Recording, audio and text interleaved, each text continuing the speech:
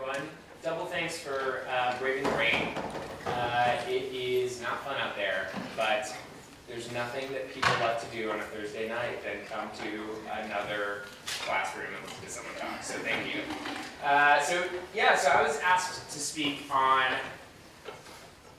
this, thinking about health in a healthy way. Unfortunately, I am going to be kind of tied behind the desk here because I'm going to go quickly through the slides, but I don't have too long of a chat, and then would love to answer any questions. I'm excited, so excited to be here. Thank you so much for having me, both to all the different health coaches, to the Office of Health Promotion here, and just been a pleasure to be here today, so thanks. Let's dive in. This was me. And yes, I am going to show this photo as much as I can, because it's me with six-pack abs and it's very exciting.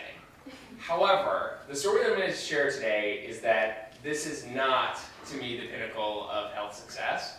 And I'll share a little bit about how I got there, and why I don't think you need six-pack abs to be happy, and take it from someone who literally has had them. At least I have proof.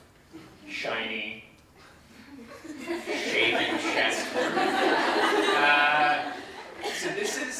I wasn't always that way. I started as a really big kid struggling with my weight. Those are real photos of me wearing very bizarre outfits. I wish I still had the t-shirt with all the different, wildcats. Cool t-shirt, or that hat. Okay. So I grew up drinking 6 Dr. Peppers a day. I'm not totally sure how my parents allowed me to do that, but we used to have in the fridge a whole thing, and they would just keep it stocked with Dr. Pepper. And it took me a lot of Dr. Peppers to realize that I was suddenly the last person picked on every sports team. I felt terrible. I felt alone, didn't have any friends, and I was going through a really tough period. And decided I didn't want to be that person. I wanted to be picked at least second to last on the sports teams. I didn't want to be that guy. And so I started to get into health, and I started to get into fitness. I started thinking about maybe this is something I should build into my life. But when I went to the gym, it seemed like everyone knew what they were doing. This was me with the headband. No, kidding. I would try to go for a run or something, but I felt so alone in my decisions. I didn't have anyone to share this with. Nobody else was like me, struggling in the same way. And plus, Dr. Pepper was delicious, and it is a doctor. So it's got to be good for you. So I turned to the internet, and the internet was definitely not much help either. Many of you probably have been through this before, where you end up on some kind of sketchy forum, where you end up on, blogs that are talking about things that literally don't actually, this is not actually a thing you can do, by the way. It's scientifically not proven. You turn to influencers who seem like they were just trying to hawk products, and basically would keep running into these things that were giving these false promises. This one is one of my favorites, because if you can lose 5 pounds in 5 minutes, imagine how much you can lose in the time of this talk. So that led me to do a lot of silly stuff. I listened to the wrong people. One summer, I was struggling through trying to figure out how to be healthy and fit, and I was at the gym. I turned to some guy who looked like he really knew what he was doing and said, "What should I do to get fit?" And he said, "You should drink 3 muscle milks a day." And I believed him, which is crazy, because probably none of you guys have ever had muscle milk, and if you have, it's basically like an adult milkshake, and only for people who don't read labels, but who work really, really hard, and you're only supposed to have 1, maybe, a day, and I had 3. So that didn't work, but it was an example of me looking for places that I could trust, people that I could turn to. I spent an absurd amount of money on supplements, money I didn't have, supplements never helped. And I kept coming back to these magazines that were asking me to do things that didn't seem possible or plausible. 6-pack abs, there it is. See results in just 9 days. That's less than 6 weeks. That's such a short period of time. Lose 10, 15, 20 pounds. You choose, whichever you want. 50, you got it. In fact, and I'm not the only person who thinks this, in fact, Men's Health, there was a big article that was written about how Men's Health has realized what topics work really well on the magazine covers, so they just started doing the same magazine cover. This is true. They literally stick 6-pack abs right there. And there's a bunch of different ones. Dress for more. It's so bizarre that it's the exact same things, but it works. It sells magazines. So back to this. I figured out enough about health and fitness to be able to figure out how to get here. And that was a big move. But the actual big difference for me was when I had a different realization. Not about what I should eat, not about how I should work out and where I should go to the gym, but instead that when I tried to go to the gym more, when I tried to eat a little more healthy, it actually helped all these other things in my life. That I started to feel more confident, more creative, more focused, more efficient, more just happy about life. So that was really where the turning point came, this idea that healthy is really being happy. And that I was working to get healthy to be happy, not to look a certain way that people were trying to define for me, but instead that I could define it for myself. This was big for me, and it started to push me down to trying to actually struggling a little less, but it also started becoming a really big obsession in my life, and the kind of thing my friends would turn to for advice when I was like, hey, you don't have to eat the broccoli if you don't like it. So the key about the six-pack abs, which I got in 6 weeks a couple of years ago as a part of a series for Greatest, was that it sucked. It was terrible. And I say this as someone who has done some pretty silly things in the world. But I spent 6 weeks, incredibly calorie deprived, working out 7 times a week, and doing nothing weird, but just all the extremes that you would think would happen. First of all, it turns out you can get six-pack abs in 6 weeks. I wasn't sure if it was possible, but you totally can, and I did, and I hated more or less every second of it. I wouldn't eat after a certain time period, so whenever my friends would invite me to hang out with them, I would just sit there and watch them eat dinner. I couldn't have a beer on a beautiful July 4th. I couldn't eat the things I wanted to. I felt terrible. My team hated me because I was real grump. I was like the worst guy ever. And the experience of suddenly looking at myself in the mirror and saying, well, I guess I look better than I've ever looked, but I feel worse than I've ever felt, was a really powerful one. And maybe the most extreme example of this idea that you don't need six-pack abs to be happy. And that a lot of people think that's what you need because we see it on every magazine. For me, what's real happiness is like chips and guacamole. And I wasn't willing to give that up for the rest of my life. And that's me. This is not saying that six-pack abs isn't for everyone. Some people totally can get six-pack abs and love it, and are in a group of people in which that totally makes sense, do it over a reasonable amount of time. For me, but it wasn't my happy, it wasn't my healthy. So the minute I took that, I did a photo shoot. That's why I shaved my chest, which is true. I'm not totally sure why I'm glittering in the photo, but it might have been all the oil that they put on, I don't know. But I immediately after the photo shoot went, I had 2 Shake Shack burgers, I drank multiple milkshakes, felt terrible, and woke up the next morning without six-pack abs. So the real before-after is this. That's me in a misshapen muffin, in case you're wondering. I'm totally sure how we found the only muffin that was misshapen for that photo. So, healthy is happy. That was my realization, but not everyone has come to the same realization. And in fact, you guys probably know this better than other folks, but most people definitely haven't come to that realization, unfortunately. This is actually supposed to be a GIF, but it never ever works, so I stopped trying. And you might have actually seen it online, because it was pretty popular all over the web. But long story short, I can explain exactly what happens. This is 1985 CDC rates of obesity, and it basically goes from a country that's somewhere in this realm to one that's completely red. And it's not improving. And neither are the magazines, which still claim crazy things. Here, 6-pack abs isn't enough, so now you need 8-pack abs in 8 minutes. 3 minutes to flat abs. This one's flatten your abs fast. It's not even about health. They just want to remind you that that might be important. Some of the most popular TV shows are called The Biggest Loser, which is one of the things that bothers me so profoundly to the core. Yeah, it's a pretty good pun. They lost the most weight. That makes them the biggest loser. But calling people who lose weight losers. This is national syndicated, one of the most popular shows that has ever had anything to do with health. People will go to the gyms. Gyms are set up as a trick to get you in and sign up for a membership when you're most interested, and then their job is to expect you never to come back again. It's a world in which people have sort of made it especially hard for people like me who are struggling with their weight, people like people like any of us who are trying to get healthier to go about it the right way. But for me, I'm excited about a world in which that's different. And imagine a world that looks like this, right? More happy, more energetic, more productive, confident. You guys can read the words. What's crazy is that this health and fitness is scientifically proven to do all these things. But instead, all that anyone really talks about is, hey, I want to look sexy in time for beach season. I don't like the way I look in the mirror. Look at these love handles. Whereas these things are not the things that are at the top of people's minds. So magazines like this don't look like this.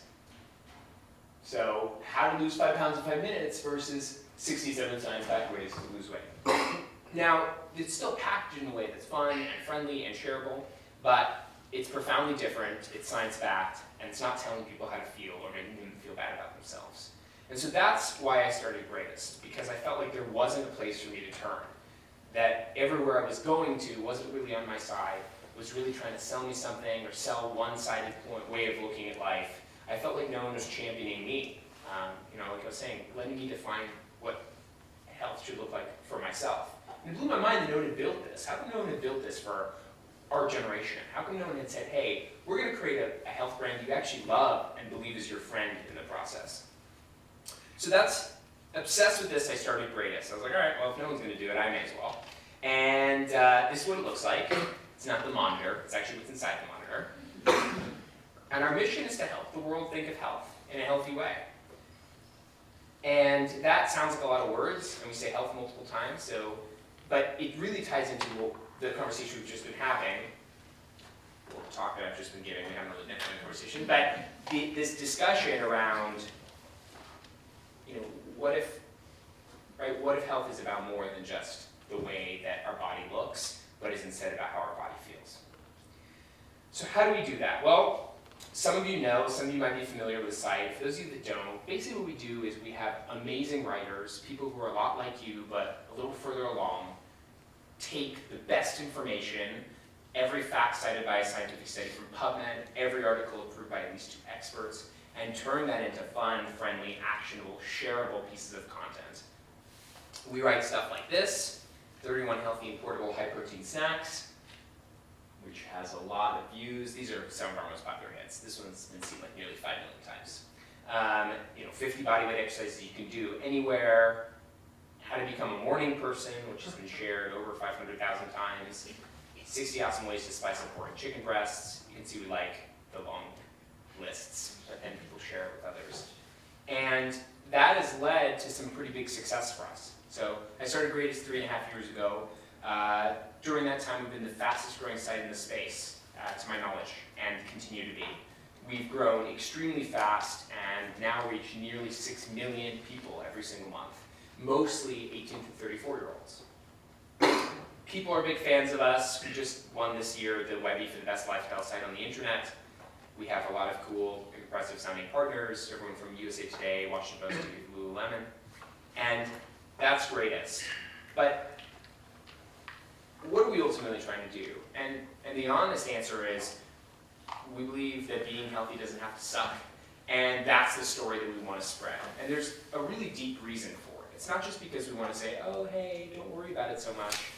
Whatever, one choice a day is all that counts. It's because we actually believe that if you find something that you love, as opposed to something you feel like you have to do to please someone else or please like how society views your body, if you find stuff that you actually enjoy doing, it's the only way you'll actually stick with it.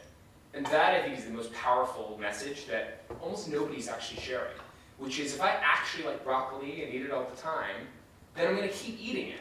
If I go on a crash diet, like when I did the 6-pack abs, eating things that I didn't want to eat and being deprived from eating the things I wanted to eat, there was no way for me to stick to that. And so this idea that true health is actually about building habits that you actually want to stick with is something that sounds so obvious, but is no brand in the world in health is really telling that story the same way we are. And so we feel like that's our opportunity and that's our mission here. So a couple choices. So I'm going to run through a few things, and I want to hear what you guys think. You can take like a mental note or something. There's no quiz at the end, despite this being a classroom. So Snickers or apple with peanut butter. It's kind of a gross image, actually, of apple with peanut butter. It's supposed to be like a better one. Shots or a good night's sleep. Spaghetti or zucchini pasta. Which, little known fact, tastes nothing like spaghetti, but looks a lot like it. It's actually can be delicious. And then, going on the treadmill for an hour or doing a full body high impact exercise. So many of you probably decided immediately which of the ones you wanted to do. My take on it, it was all a trick. It's that it's not about the choices you make, but it's actually why you make them. In fact, if we go back through these, let's say it's Halloween and you haven't had candy in a really long time, you can eat a Snickers if that's what you want.